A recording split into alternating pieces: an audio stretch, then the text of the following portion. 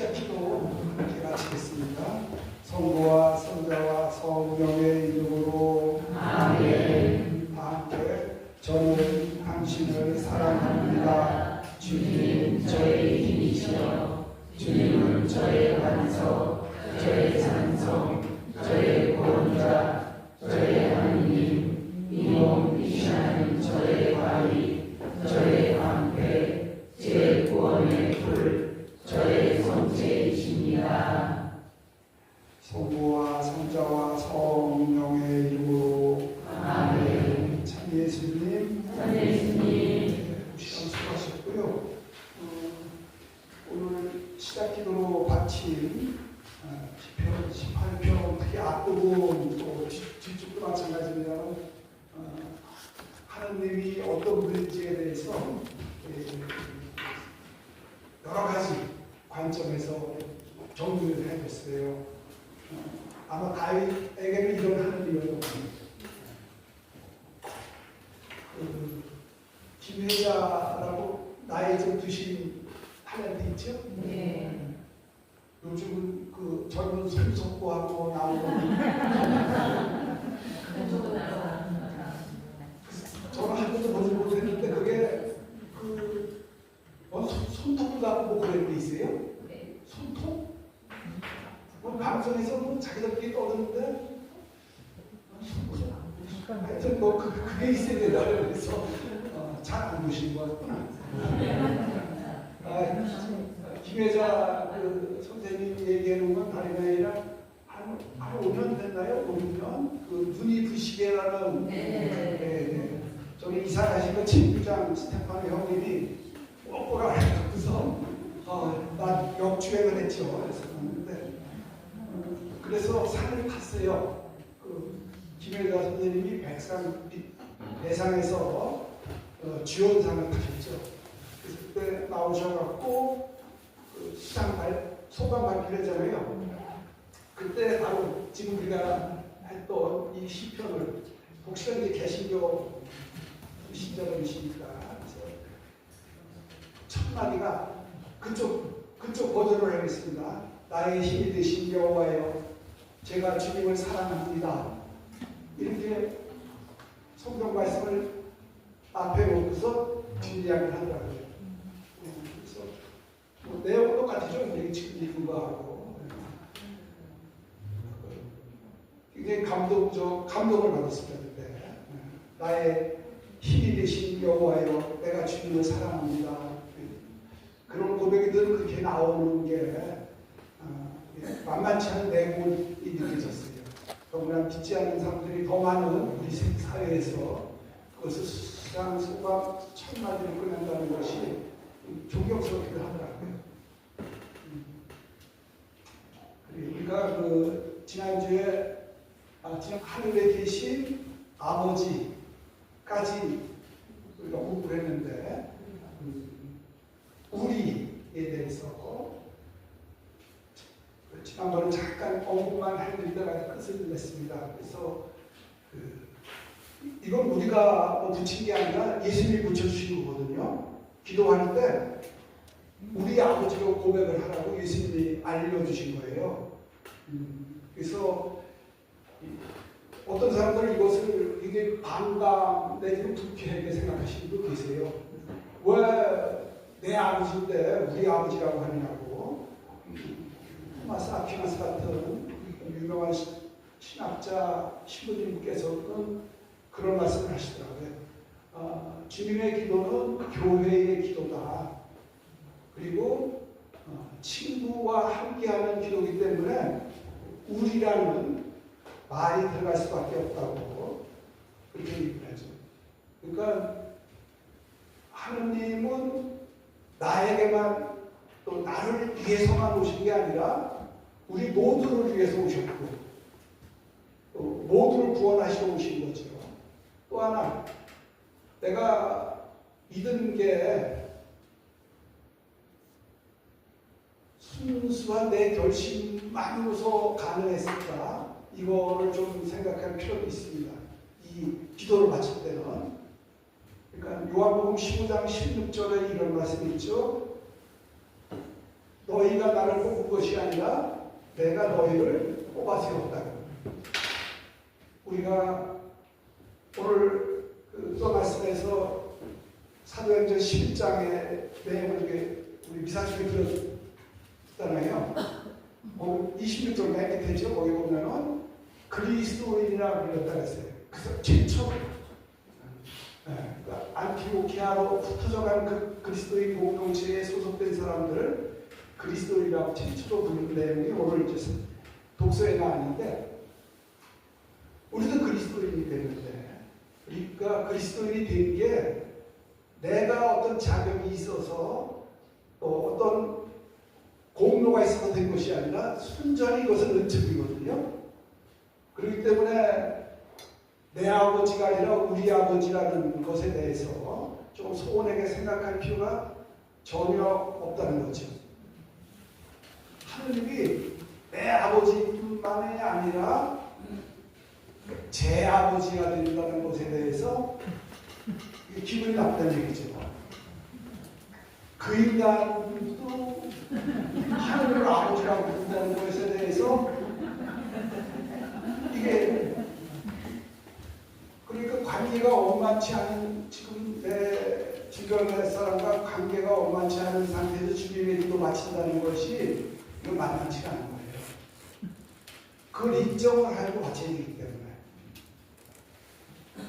내 생각을 고쳐먹지 않으면 그냥 건성으로 마치게 된다는 거죠. 그래서 위험한 기도라고 하는 거죠. 여러 면에서 기도는 주님의 기도는 특별히 위험한 기도라는 거. 그래서 지난번에 말씀드렸지만 예수님은 나를 위해서만 돌아가신 것이 아니라 그 인간을 그 왼수를 위해서 돌아가셨다는 것을 우리가 솔직히 인정을 해야 이 기도를 하느님 아버지를 우리 아버지로, 우리 하느님으로 고백할 수 있다는 것. 지금은 교회가 바뀌었습니다. 80년대, 90년대에 예비신자교 미서 제목이 혹시 생각나시는지 모르겠어요. 그때 세례받으신 분들, 초대받은 당신, 그것도 세례받으신 분들은 제목 드실 거예요. 예, 지금은 분포가 좀 달라졌겠지만 아직도 아마 그 초대받은 당신으로 세례받으신 분들, 그러니까 70년대, 80년대, 90년대 세례받으신 분들이 우리 가톨릭의 60% 이상을 차지합니다. 그때는 정말 많은 분들이 우리 가톨릭을 찾아오셨죠. 명동성당에는 한 해에 예비신자가 6,000명이었어요. 한 해에.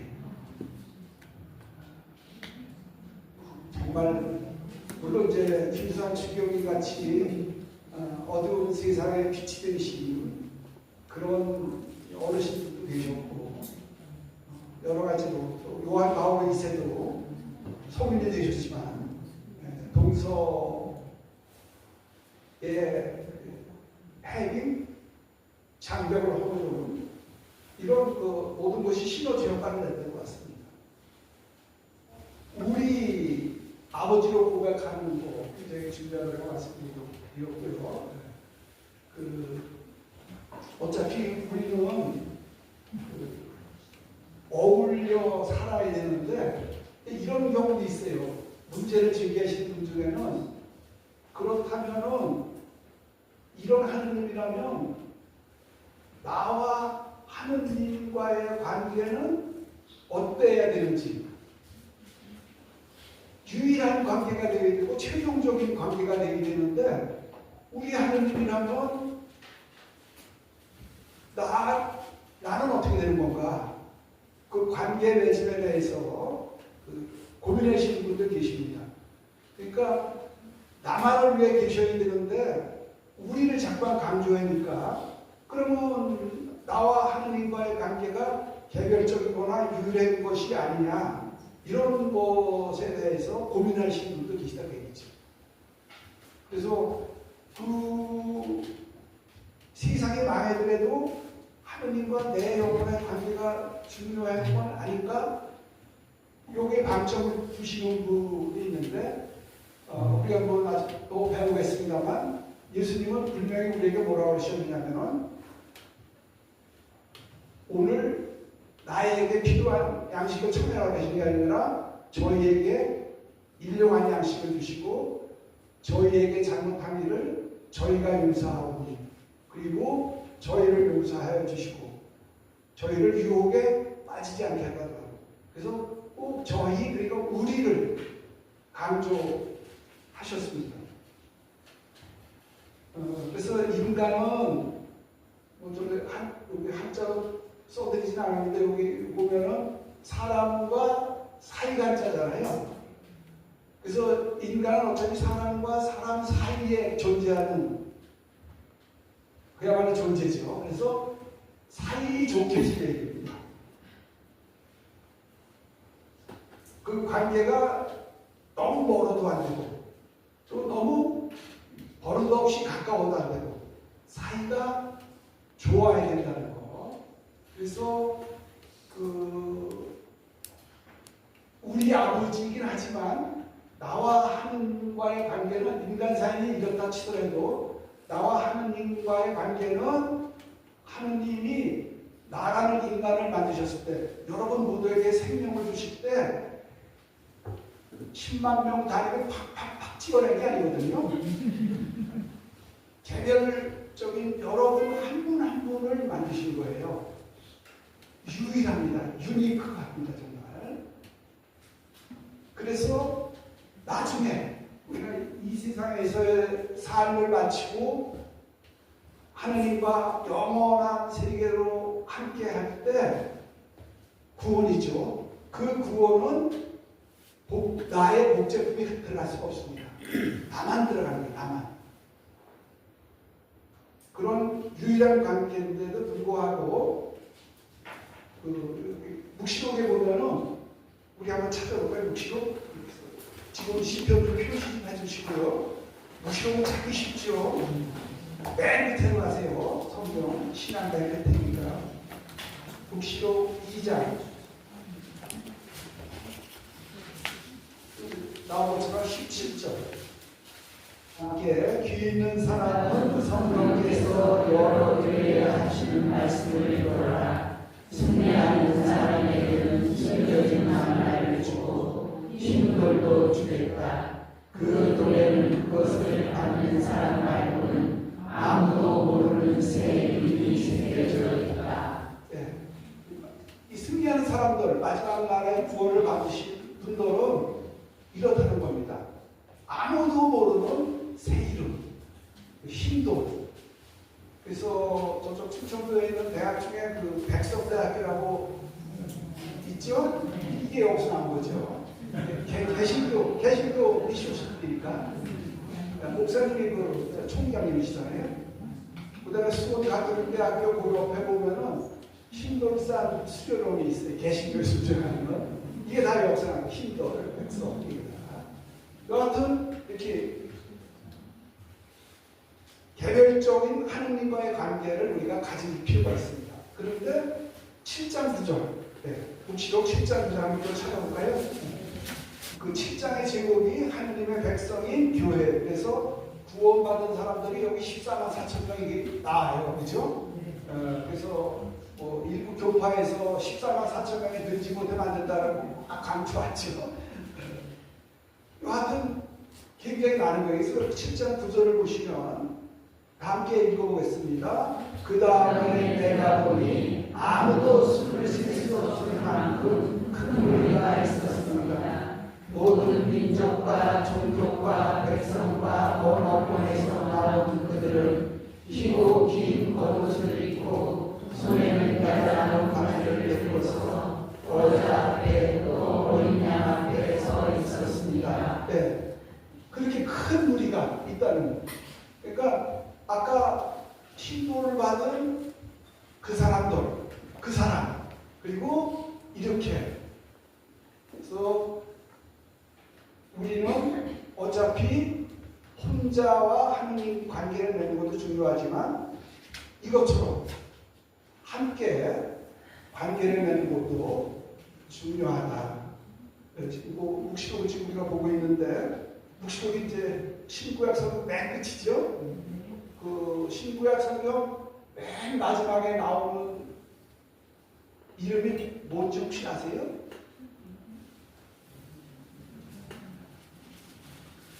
놀랍게도 우리 주변님 조규만입니다. 성경 맨 끝에 보세요. 보시면 지도 앞에 협력자 이렇게 나오게 찾아보셨어요? 그래서 맨 밑에 보면 협력조정 조규만 신경.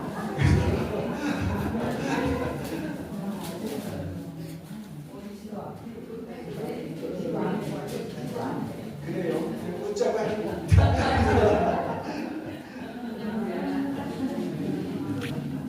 그래서 우리의 신앙은 우리 아버지를 부를 때는 주님의 기도하면서 하늘에 계신 우리 아버지, 우리 할 때는 옛날에 계시죠? 따로 또 같이 따로 또 같이 신앙생활을 한다는 거. 그러니까 우리가 골방에 들어가서 혼자 기도하더라도 하늘에 계신 우리 아버지 이렇게 기도해야 된다는 거. 이게 중요하죠. 그래서 지난번 우리 마치면서 오바마의 연설문을 같이 한번 봤잖아요. 그래서 내 아우는 어디 있느냐 그랬을 때 카인이 제가 아우를 돌보는 사람입니까? 그래서 반문했던 그런 거 하면 안 된다는 거죠. 오바마는 나는 제 형제를 돌보는 사람입니다. 제 자녀를 돌보는 사람입니다. 이런 연설문으로서 대통령까지 됐다고 말씀을 드렸는데 그래서 이렇게 따로 똑같이 또 교회 공동체가 없었으면 우리 모두 세례받지 못했어요. 교회가 없었으면 신앙이 어떻게 전수가 됩니까? 그래서 교회는 어머니라고 그러죠. 왜? 새로운 사람들을 낳고 양육시키기 때문에 세례 예비신자 교육을 받고 그래서 하나님의 자녀를 낳고 그리고 계속해서 양육을 시키죠. 이런 것은 우리가 하늘에 계신 우리 아버지라는 기도 말을 할 때 잊지 않았으면 좋겠다는 거 말씀을 드립니다. 그래서 성인들의 통곡이라는 이 우리 주일날이면 사도 신경을 바치면서 성인들의 통곡을 믿으며 우리가 고백을 하는데 바로 이런 의미에서 제가 언제 한 말씀드렸던 것 같은데 성인들의 통곡을 한마디로 이렇게 좀 짧게 정리를 하면 어떤 의미라든지 혹시 자신있게 정리하실 분 있으면 한번 우리가 주일마다 이렇게 성인들의 통곡을 고백을 하는데 이게 도대체 뭔가 이게 원문은 이거예요. 이게 성인들이라는 성인 복수예요. 그래서 여기 거룩한 쌍투스의 복수 소유격인데 요거에 이제 커뮤니케이션은 다 하시잖아요. 그죠? 커뮤니온. 그래서 여기서 유래된 건데 이거는 함께 인후를 같이 한다 이런 뜻이에요. 그래서 소통, 일치, 나눔 이것이 바로 여기서 친교 이 말이죠. 그래서 성인들의 통곡이에요. 일치와 나눔입니다. 그런데 우리들은 사도신경을 외울 때 성인들의 통곡을 믿으며 이렇게 되어 있거든요. 우리는 성인을 믿는 게 아닙니다. 성인은 공경하는 거고 통곡을 믿는 거예요. 통곡. 그래서 성인은 여기서 얘기하는 성인, 쌍꼬름은 산 사람일까요? 죽은 사람일까요? 이렇게 자신있게. 바울 서간을 보면은 성도라는 얘기가 많이 나와요. 우리 성경을 보면 성도가 바로 이거예요. 쌍거에서 우리도 성인입니다. 우리가 다음 주에 이제 배우겠습니다만 거룩한 것에 대해서 산 성도, 그러니까 이 땅의 성도, 우리죠. 하늘 성인들과의 일치를 믿는다는 뜻이에요. 어떻게 일치되느냐? 기도 안에서. 또 연옥 영혼과 이 땅의 성도, 우리와 연옥 영혼과의 친교를 믿는다. 무슨 친교? 기도로서 왔다 갔다 하는. 그래서 요거는 우리가 많이 듣던 얘기겠어. 유령성할 때도 좀 아는데 이것은 덜한 것 같아요.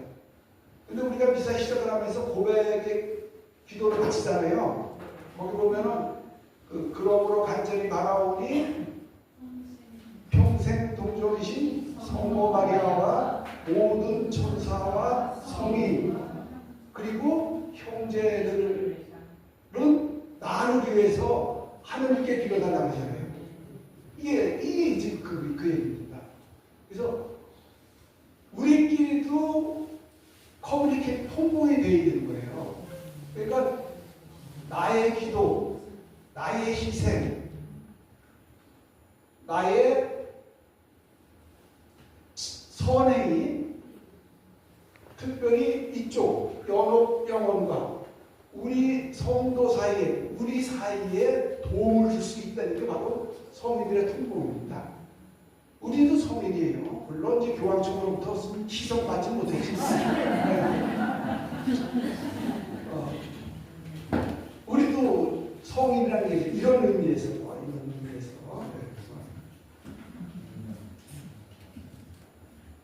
그래서 어떤 분들은 기도를 너무 든다고 걱정을 하시는데 걱정하실 게 다른 터는 같아요. 이걸 우리가 성인들의 통보를 믿는다고 고백을 하면은 누가 기도를 해주느냐? 기도에 대해서 아시아 프란치스코 기도해 주시죠. 또 베네디사 성령 기도해 주시는 거예요. 토마스 아퀴나스, 로일라 이나시 성인, 오상의 비오 신부님, 김대건 신부님, 최양호 신부님 다 기도해 주시는 거예요. 너무 걱정할 필요 없어요. 든든해도 우리 빼기 괜찮아요. 가톨릭이. 그래서 그런 교리를 우리가 고백한다는 거 생각하시면 좋겠고요. 그래서 우리라는 거, 우리 아버지는 예수님도 그러셨잖아요. 나는 너희를 종이 아니라 친구로 부르시겠다고 친구로 부르셨어요. 그래서 마태복음 12장 19절에 보면은 제가 좋아하는 성구기도 합니다. 왜 그러냐면 예수님한테 사람들이 뭐라 그러냐면 저자는 먹고요 술꾼. 그래서 저도 먹고 좋아하고 먹고요 술꾼이라고 죄인과 세리의 친구라 했습니다. 죄인과 세리의 친구. 그래서 돌아가신 교황님이 17살 때 9월 21일 날이 마테오 성인 축일이거든요. 미사를 가셨는데 그날이 마테오 성인 축일이었고 마테오 성인 축일에는 마태복음 9장 9절을 읽어요. 거기 보면은 예수님께서 마테오를 부르시는 이런 장면이 나옵니다. 예수님께서 지나가시다가 세관에 앉아있는 마테오를 보시고 나는 따르라 했을 때 마테오가 그 세관복을 치우고 따라가죠. 그것이 이제 마테오 축일에 일으키게 되는 복음의 말씀인데 그날 여기 성물일도 하신 분이 여기 계실 터인데 그날 성물일도를 보면은 베다 성인께서는 그 마태복음 9장 9절을 어떻게 주석을 하셨냐면은 예수님께서 지나가시다가 세관에 앉아있는 마테오를 보시고 그 앞에다가 형용사 하나를 넣었어요. 자비로이 보시고. 이 복음 말씀과 그날의 성모 일도가 교황님의 성서를 결정지었다고 교황님께서 말씀하셨습니다. 아까도 우리가 뭐 자격이 있어서 예수님 제자가 된 게 아니잖아요. 예수님의 자녀가 된 게 아니잖아요. 먹보요 술꾼이고 죄인 그리고 세리의 친구가 예수님의 친구가 됐으니까 우리도 그렇게 된 거죠. 그래서 이 기도문을 바칠 때 우리는 모든 이와 연대를 하는 의식을 잊지 않으면 됩니다. 그래서 여기서 모든 이는 어디가 들어가느냐면 같은 그리스도인이지만 교파가 다른 사람, 아니 종교를 믿지 않는 사람들, 타종교를 포함해서 종교조차 믿지 않는 사람까지 포함이 됩니다. 그리고 아프리카의 그 굶주렸지만 선한 눈을 가진 그 아이들, 장애인들, 그리고 고통 중에 있는 사람들 모두가 여기에 포함이 됩니다. 우리의 또 하나 냉답자들까지. 그래서 우리 아버지 할 때는 이런 선교의식, 선교 사명, 선교 활동을 잊으면 안 된다는 겁니다. 나만 신앙생활을 잘해서 나만 구원받고 나만 천국 가는 것이 아니라는 거, 이것을 우리가 잊지 않아야 된다는 거죠. 그래서 우리끼리의 관계는 여기서 말하는 우리는 굉장히 넓다고 그랬어요. 이렇게 소중한 관계, 소망, 희망을 잃지 않는 관계로서의 우리 관계.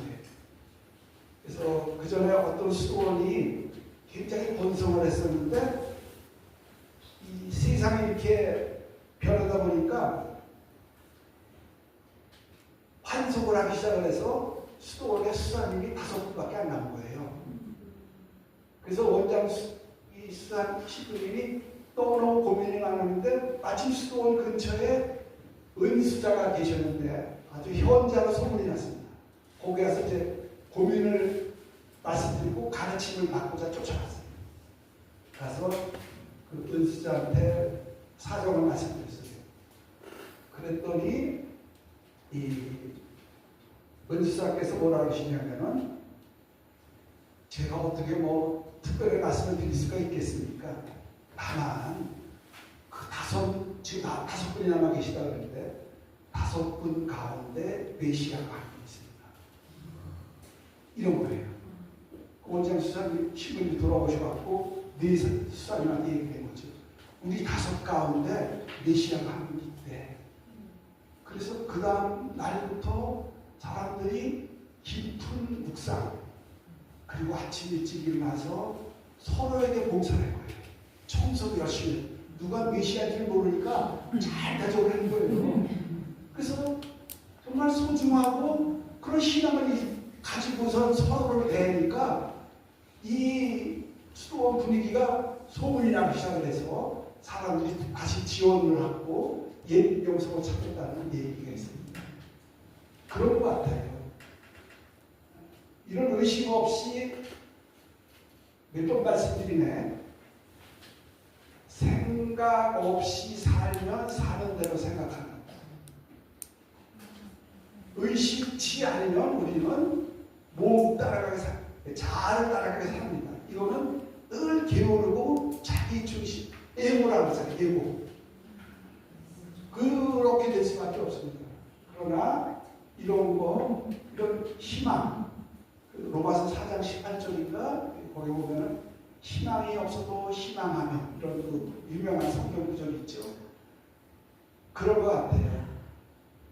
어떤 때는 암담하지만 희망을 가지고 저 사람에 대한 소망을 잃지 않고 관계를 맺을 때 그 관계는 소중한 관계가 되고 또 하나님과의 관계에 있어도 우리가 도움을 받을 수 있는 그런 관계가 됩니다. 그래서 저는 이 당에 좀 가입을 했으면 좋겠어요.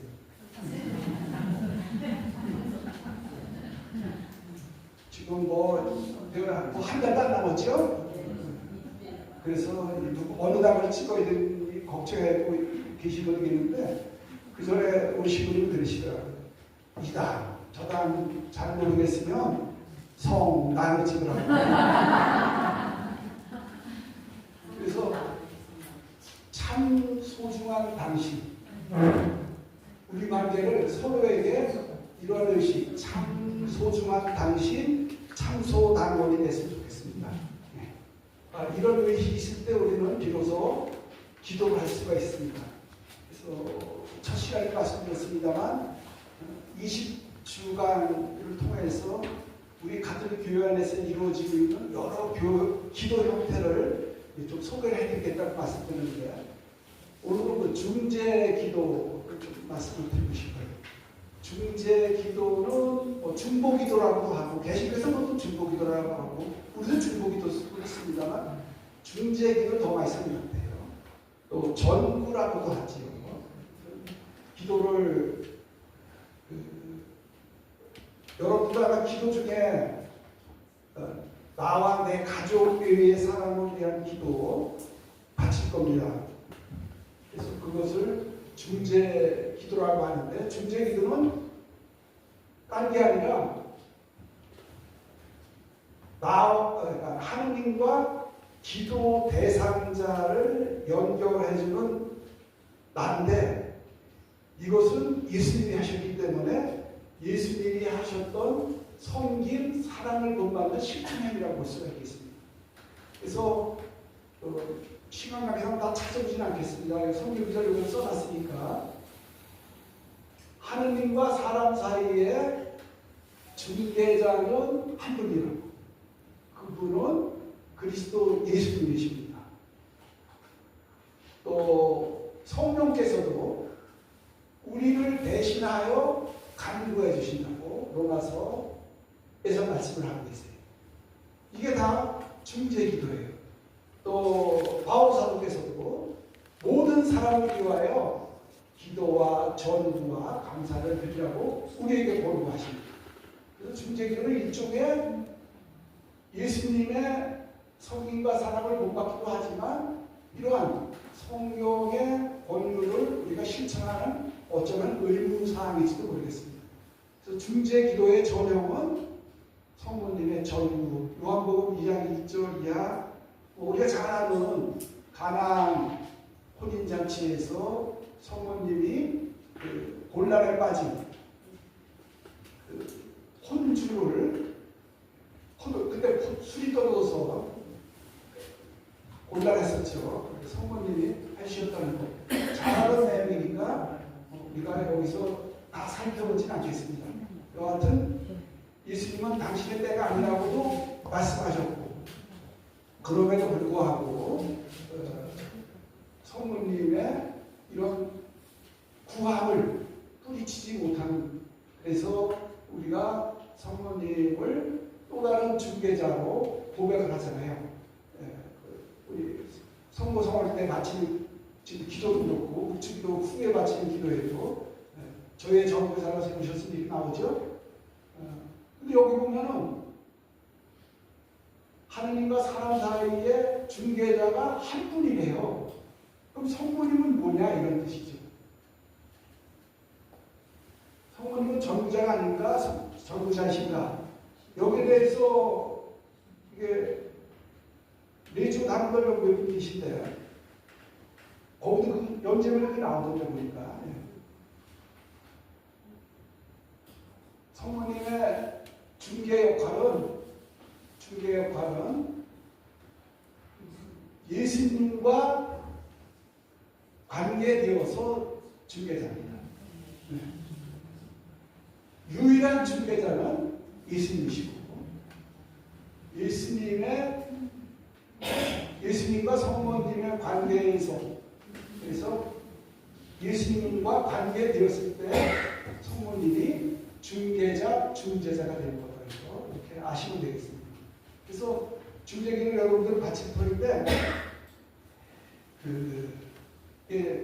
기도 중에 여러분들은 어떤 식으로 중재기도를 바치는지 좀 궁금하게 되는데, 그래서 한번 예를 하나 보여드리겠습니다. 남을 위해 바치는 기도. 그래서 예수님께서 하셨던 중재 기도를 여기 이제 베드로를 위해서 이렇게 기도하셨고, 요한 우리를 위해서, 제자들을 위해서죠. 여기서는 이들을 이 제자들이고, 그 다음에 우리 보고 청하라고 그러셨어요. 그래서 주님은 중재 기도를 하는 사람들의 손에 하느님의 능력을 맡기셨다. 이것이 중재 기도의 매력이다. 제가 여기 써드린 겁니다. 그러니까 우리에게 많은 것을 주신 것 같아요. 중재 기도를 할 때. 근데 그냥 이름만 불러서 기억하는 것보다는 제가 한번 한 예를 들어서 말씀드리겠습니다. 기도 중에 누구를 위해서 기도할 때는 이런 생각을 하시면서 제가 4단계를 말씀드렸는데, 예수님을 떠올리세요. 대개 예수님을 떠올릴 때는 다른 예수님보다는 부활하신 예수님을 떠올리라고 합니다.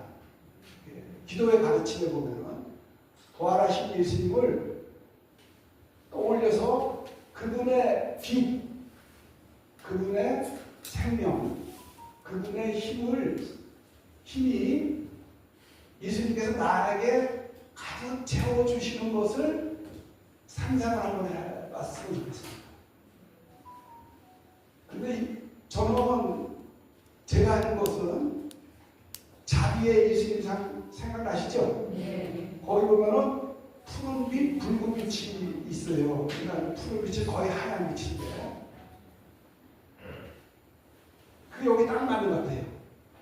그래서 기도할 때, 남을 위해서 기도할 때는 그냥 내 심령 상태를 그냥 하면 안 되고, 어둠이 있는 내 심령을 예수님께서 지금 자비의 예수님 상에서 그 빛, 어둠을 몰아내는 그 빛이 나를 가득히 채워서 어둠을 몰아내주는, 그리고 생명, 이 앞에다가 영원한 생명, 그리고 힘, 저는 자비의 힘, 그러니까 그 파워죠. 성경 언어로서는 디나미스라고 그랬는데, 다이나마이트가 거기서 나온 말입니다. 디나미스. 그러니까 그런 자비의 힘을, 이 세 요소를 예수님께서 나에게 가득히 채워주시는 것을 호흡을 통해서, 상상을 통해서 받으시기 바라겠습니다. 받으시고 나서 내 몸이 지금 그런 어둠을 몰아내는 빛, 영원한 생명, 자기의 파워로 가득 차고 빛나는 것을, 이것도 상상입니다. 느끼는 겁니다. 그리고 기도 대상자 머리 위에 두 손을 얹고, 나 혼자 기도하는데 그 대상자가 없잖아요. 상상으로 내가 그분에게 안수하지는 것, 이것을 상상을 하는 거예요. 그래서 여기서부터 받은 것을 어둠을 몰아내는 빛, 영원한 생명, 자기의 힘을 그 대상자한테 전해주는 상상을 하면서 기도를 하는 거 굉장히 정말 파워를 느끼게 되더라고요. 이 안수가 뭐 이렇게 상상 속에 하는 안수도 중요하지만 실제로 해주는 안수도 내 힘이 아닌데, 그 내 부족한 죄 많은 나를 통로로 해서 하나님의 은총이 축복이 전해지는 게 굉장히 받으시는 분한테는 위력적이더라고요.